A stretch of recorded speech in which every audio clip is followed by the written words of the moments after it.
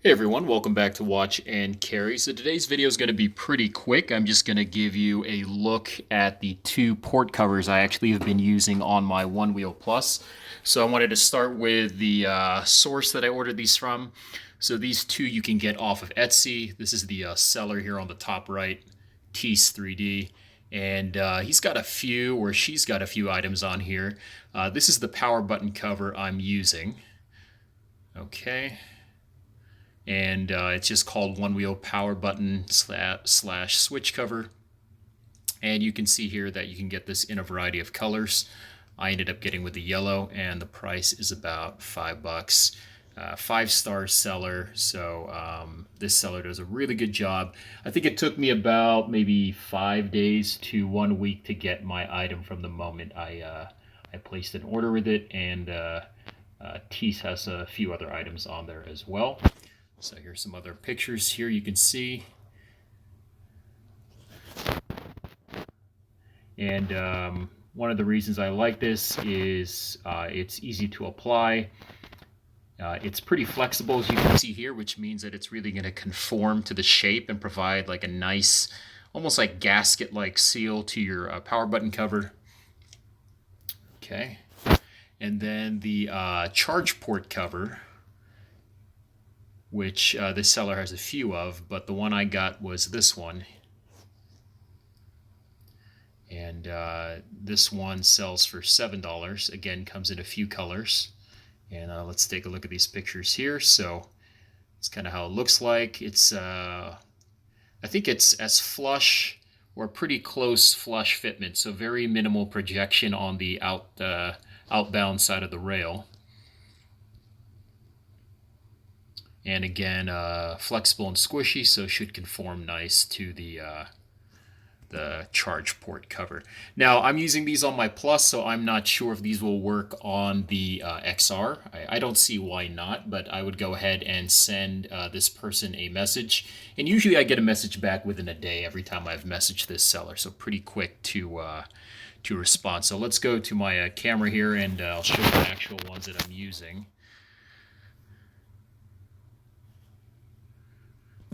Okay, let's go back. Got to quickly turn off this orientation locker here. There we go. All right, that's a lot better. So here are my two port covers. And here's the power button cover. So let's do the power button first. Now this has two sides. Okay. And the side that's a little bit wider is the side that's going to face the outside. And so the way you mount this is pretty easy. Just kind of push it in. And it's a pretty flush fitment. You can actually see here that my rail guards are actually a little bit more pronounced than the button itself. So it's a nice fit. Okay. And then let's go ahead and do the other side.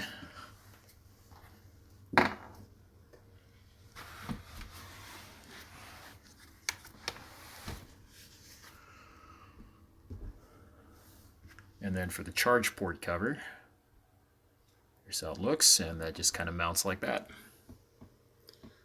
All right, so some pros and cons about it. Let's start first here with this this charge port cover. Pros, I do like the fact that it seems to be a very well-made product.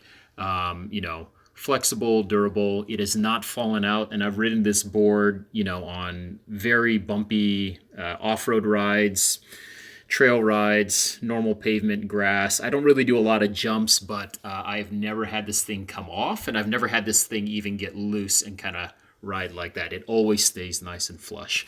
I do like that it's a flush fitment, so there's nothing projecting out. For me, it's just nice knowing that, especially riding on trails, there's nothing for this thing to snag onto and kind of yank the internals in the controller board, so that's really good.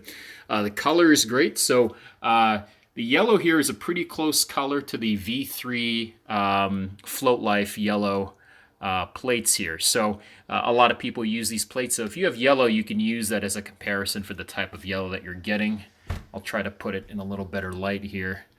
I'm using a Samsung phone right now, so the camera's just naturally a little bit oversaturated. Let me try to put a more neutral filter. Okay, that's a better filter there. So that's kind of the color. Color pops a lot, you know, can kind of complement the different railguard colors that you might have.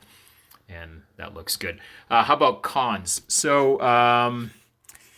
not much I can say. I would say maybe the only thing I could see is this being a little bit difficult to get out, but that's also one of the benefits, right? So the problem with having a flush port cover like this is it's really hard to grab onto something, especially if you don't have nails, right?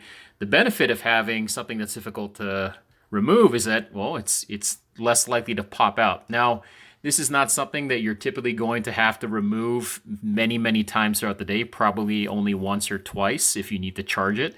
So for me, if you just kind of, you know, pry up on one side and then pry up on the other, you now have like a ledge to kind of pull up on, and it's pretty easy. So I wouldn't say that's a bad thing.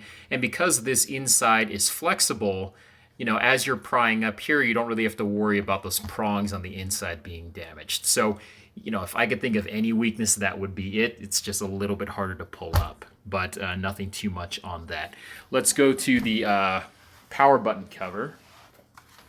So pros about this one, again, like the flush fitment, I do like how for these Onewheel branded rail guards, I have these in gray, that it's a perfect fitment into there. I'm sure that it would be similar to mounting these to either Craft and Ride or the Float Life's rail guards, but you know, I can't confirm that. So it's a really nice fit.